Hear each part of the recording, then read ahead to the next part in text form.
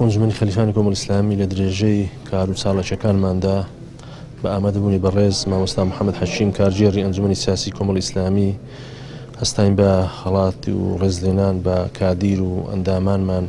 لە سنووری ئەنجومەنی خەلیفان ئەندام و کادیرانمان کە بریتی بوون لە 95 ئەندام ئەندامانمان لە بەهۆی ئەو قەیرانەداراییەوە زۆر دڵسۆزانە زۆر خەمخۆرانە هاوکار بووینە هەم پاڵپشت بووینە لە ئەنجومەنەکەمان ئەمەش بە ساکمانزانی بە واجبی سەرشانی خۆمانزانی کە ڕێزیان لێ بنێن و خەڵات و ڕێزلێنان بەسەدا بەشکەن. ئێمە وەکو ئەندامان و لایەنگیرانی کۆمەڵی ئیسلامی دەستخۆشی لە